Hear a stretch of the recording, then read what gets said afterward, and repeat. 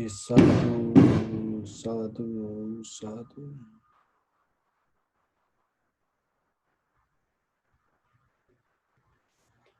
So, dear Dhamma friends, today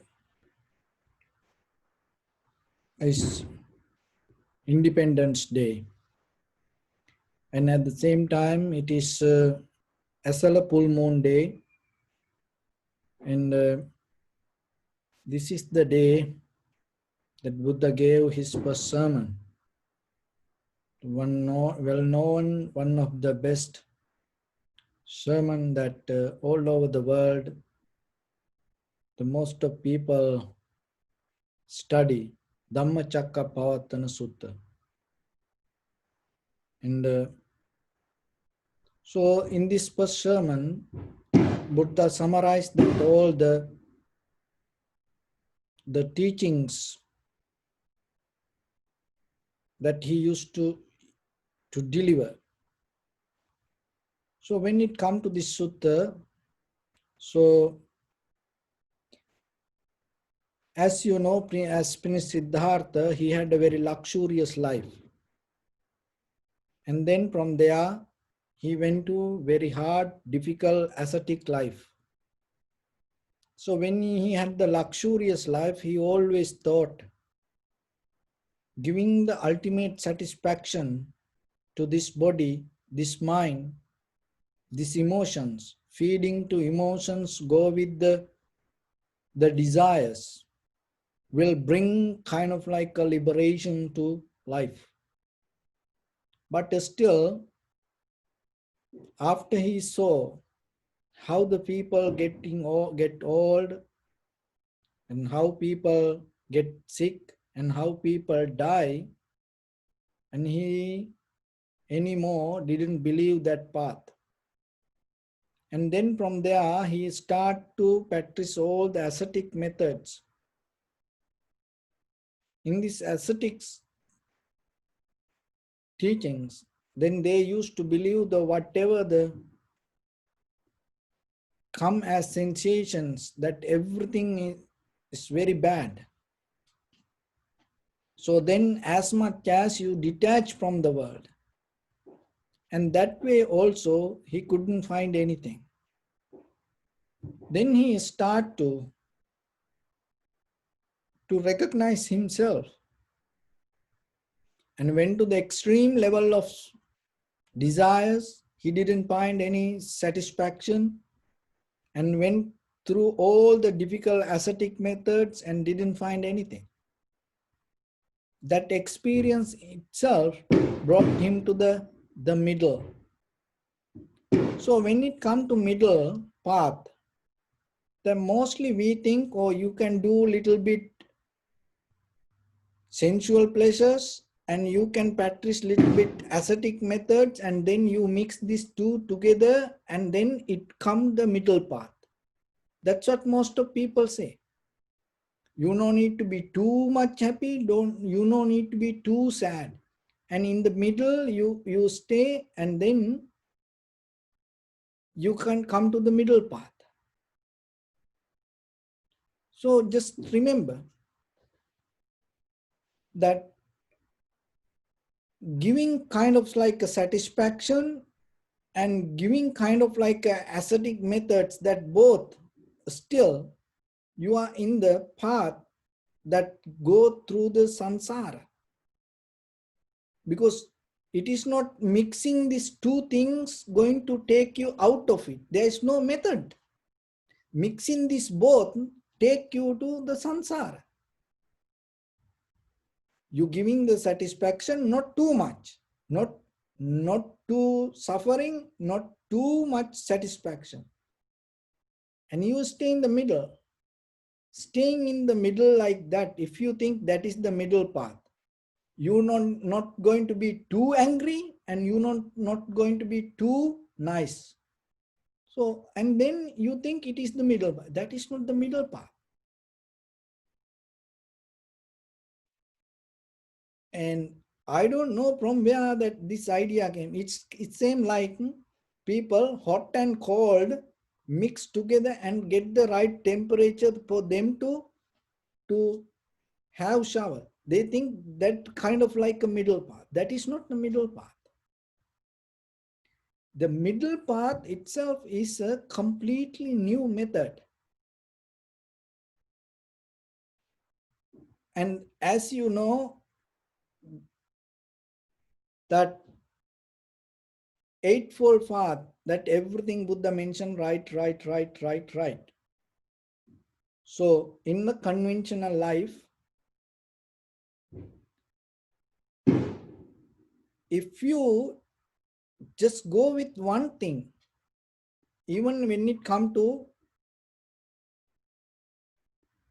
Panchasila, 5 precepts, just observing one precept and dropping all other 4, or practicing all the 4 and dropping one thing, it's not going to make complete the whole set. So when we look at the history, what happened, be very clear. So to study Dhamma, you have to separate the parts.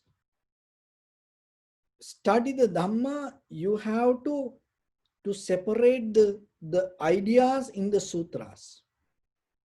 So it's like the car, the mechanism of the car. To study the car, what you have to do, you have to take parts. And the same thing with the Dhamma. So when it comes to a sutra, so you have to separate it. That's why it's called the Vibhajyavada. It always, to understand something, you separate it to parts. And then, but that doesn't mean you understand it. As example, taking part by part and studying the mechanism of the car or anything, or computer or the cell phone or any gadgetics you take, studying parts, that doesn't mean you understand the whole process. The whole understanding whole process is something else. So to become a kind of like a designer, to understand this entire process, you have to have a different mindset. So as example, in automobile industry, as you know, there are certain parts built in different countries and different companies. And what they does only build up, create the tire. That's it. They don't know the mechanism of the car. Very few people know entire mechanism of the car, and they are the one who assemble from wherever they bring the parts and they assemble it. And they are the one who know which part need to go to the right place and what is the mechanism and what is the outcome. They are the one who know. They know that how the system happens. So the middle path is kind of like that. You are the one who knows exactly how these parts come together and how the outcome going to happen. That is the middle path. The middle path means you understand that everything part by part, but you recognize when that everything come together, what is the process. So you learn, you study the 5 precepts one by one, but when you perform, you use all the 5 precepts as one. So Eightfold Path, you study one by one, but when you live with the Eightfold Path, you use all the 8 categories, that 8 departments as one. That is where you get the result. That is what called the middle path. So the middle path means it's kind of like that, as you know, the Dhamma Chakra, the wheel of Dhamma, that you cannot take one part. So to complete the part, the wheel, that each and every part should be at the right place and at the right performance. So like that, the middle path means, so as example, when you say your well-being, your head to toes, entire body, each and every organ should function to the right exact amount of energy and should function and bring the right outcome according to that organ. The kidney used to do its duties exactly 100% as according to its nature. The lung should function according to that.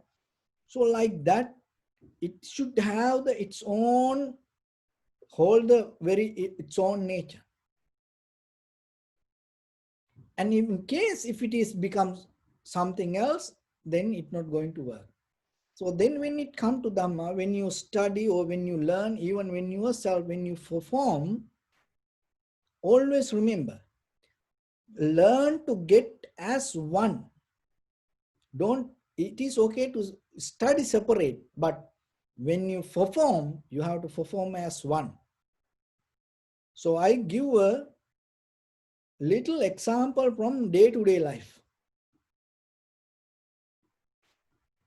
When you say, like as example, husband, wife, children, and parents, that we say a family. When you say a family, can you separate you from the family?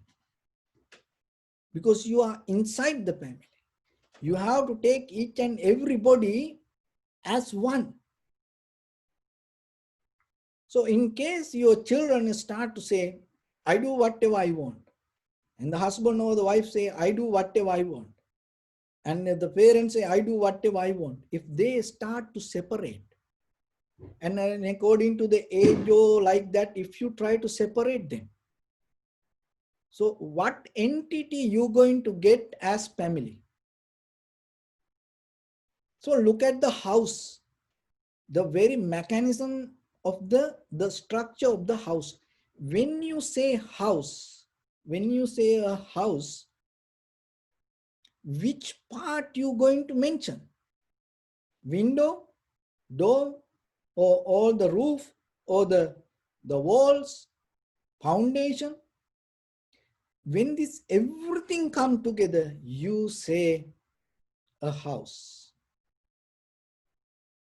The same thing inside you, because we always separate. When you experience something, you always separate, you always separate. So the middle path mean you get everything as one. So as example, somebody having an argument with you, this is a very mystic technique that you can, it take time to absorb, but still if you take it, you will see what that mean. So somebody having argument, and then he trying to claim he's right, you are wrong, and then you try to claim you are right, he's or she's wrong. So this argument go. If in case, if you able to, so if you get into, oh, this is right, this is wrong, that's mean you get into a one end. So if you able to get this both together and see, there is no argument. If you take this both together and see, there is no argument. So you have 10 people run 100 meters, and then you number 1, 2, 3, 4, 5, 6, 7, 8, 9, 10. And when you categorize the person, and then somebody going to win. But when you put that all 10 together, it is just a game. That's it. The winners, the losers, and everybody in that. So what we does mostly, we separate. Oh, this is bad, this is good. So like that we go, we separate something. But if you able to see this both, it came like this is the method that it's a like yin and yang, because you cannot separate something from other one. It's both interdependent. So how about when it come to your life and you have resistance inside you? You have desire to become somebody. From where and from which place you try to become? To what place? And how about if you take that the both as one place, that at the both as the same existence, the what will happen to the current that you trying to become? You drop that current deeper inside. So the middle path, it's kind of like that. So it is not you take one end and then you take this both part and mix this both qualities together and bring something. No, you recognize this everything as one. When you recognize this everything as one, you get into a very new mental view or the understanding. So that understanding is very new. It's not related to whatever the it used to be or whatever the end that we used to carry. It is completely new path. Why it's a middle means, and it's always that everything, not without getting to one end, you recognize that everything in as one. And that is where you have to have the centered consciousness. When you have centered consciousness, and in that very moment, the whatever you're trying to divide, that division anymore not going to exist. So as example, you feel the pain. If you become the center of the pain, you become the pain. Anymore there is no pain. So when it come to that the whatever the sad, worry, unhappiness, even in that very in the middle of that, if you recognize that you are itself, that unhappiness, worry, sadness anymore it's not going to become. But we always have a different mental view and we compare. That comparison make the things worst. If you able when it come to the middle path, there is no comparison. That is the beauty. Why? Because itself you become it.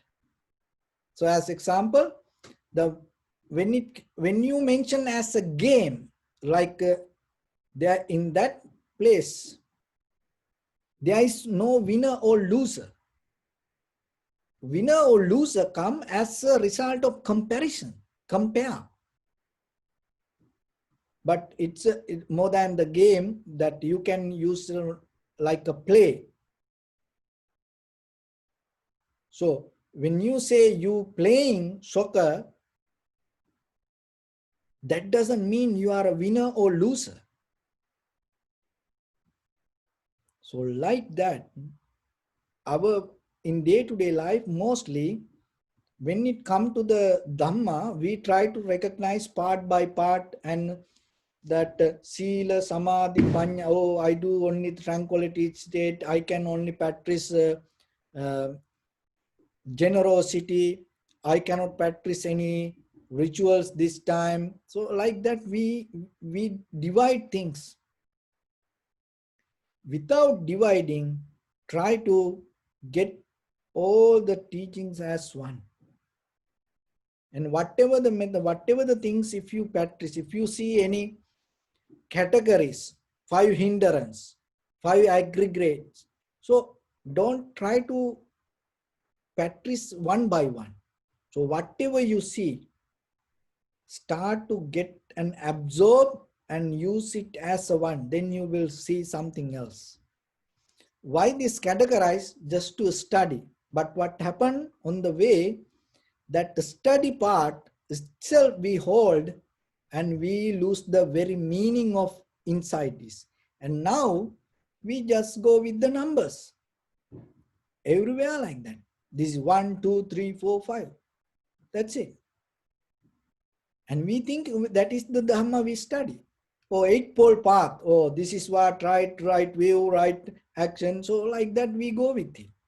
And then we think, oh, we know it. We know just parts. When you put these all 8 things together, there is something else arise. You never saw that. So that is what you have to do. To do that, suddenly you cannot do it. Slowly, little by little, by hearing you know now, but when you practice, there should be a right time for it. Remember, just by hearing itself, next day you cannot do it. Yourself, you have to observe and recognize the right time. And in the right time come, you have to do it. So there was a dog, little puppy. And then somebody stolen this puppy. And he used to take this puppy wherever he goes. This puppy didn't want to, and the puppy was experiencing very bad, unhappy moment wherever it's go and giving hard time. But this guy used to love the puppy, and because of that, he used to carry wherever the puppy was. He stolen the puppy from somewhere and used to tie it with the little rope to his neck. And then there was a Zen master was going one day. And the Zen master saw this little puppy and understood what is the misery, what is the difficulty going through. And then, in that moment, that person was, the thief, was just lying down. And it's not sleeping, just half sleeping. And the Zen master, just through using his sign language, he told to that puppy, if you try, you can break the rope and run. And the puppy understood that. So as you know that in the military, so sometimes they use the sign language for animals, and animal understand, like elephants, horse. So same like the dogs. And you no need to tell by words, just pulling the rope or hitting the way you hit to the place you hit, and they understand. And so like that, the Zen master communicate with the puppy and told, if you try, you have enough strength to break this rope. And puppy didn't know that. But in that very moment, the puppy knew it. And what did this little dog did? And by hearing that, knowing that, he went to sleep with that thief next to him. More than any other day, the puppy went to very close to the thief, and both fell down to sleep. And when the puppy knew, the dog knew, the thief completely went to the sleep and it ran away. That is the wisdom you have to have.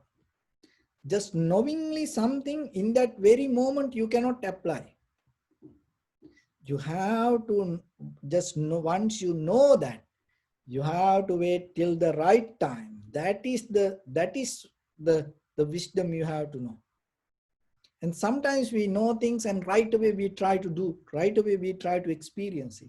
even hearing meditation, and this is the step by step. Sometimes you think you have to jump ahead and experience. No, that way, no, you're not going to get. Look, that little dog had the wisdom.